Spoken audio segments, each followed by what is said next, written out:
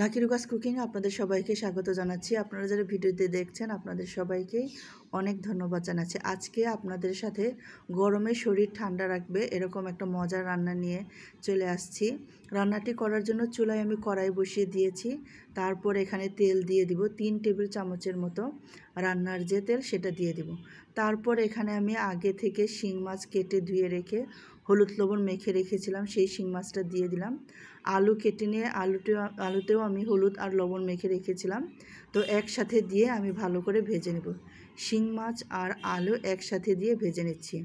এখানে আমি 2টো শিং মাছ নিয়েছি, খুব বেশি বড়ও হবে না আবার ছোটও হবে না, মোটামুটি সাইজের কেটে 2 টুকরো করে 4 টুকরো করে নিয়েছি 2টো শিং মাছটা। আর আলুও এখানে আমি 2টো কেটে নিয়েছি, একটু ছোট ছোট করে কেটেছি, কারণ আলুগুলো এখন কিন্তু সেদ্ধ হতে সময় লাগে। আলুতেও আমি আগে থেকে হলুদ লবণ মেখে রেখেছিলাম, তো একসাথে একটু ভালো করে ভেজে নিচ্ছি। আর আপনারা পরিমাণ আপনাদের সদস্য অনুযায়ী কম বেশি করে নিতে পারবেন।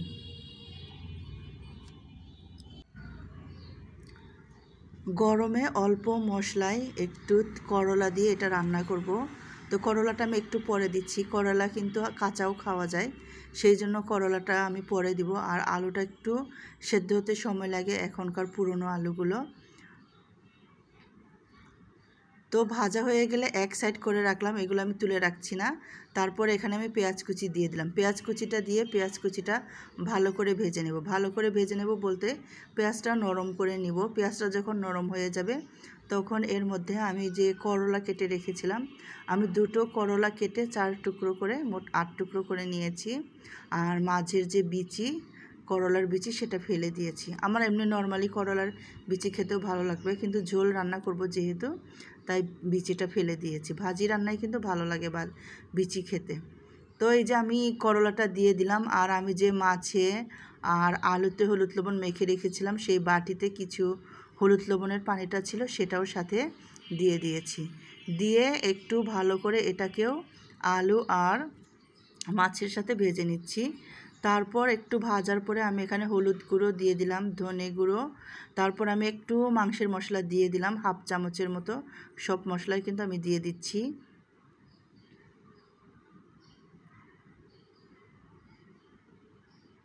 মশলাটা দিয়ে খুব ভালো করে আবার একটু মেখে নিচ্ছি বা কষিয়ে নিচ্ছি।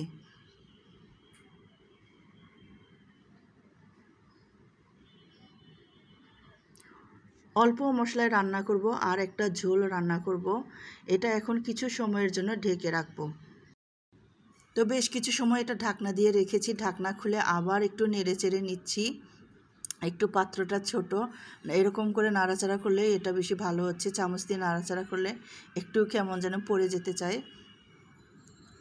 সবজির জন্য এই পাত্রটা এমনি ঠিক আছে, নাড়াচাড়া একটু সমস্যা হয়, আস্তে ধীরে একটু নাড়াচাড়া করলে হয়ে যাবে। তো একটু এরকম করে কষিয়ে নিচ্ছি সময় নিয়ে করলাটা।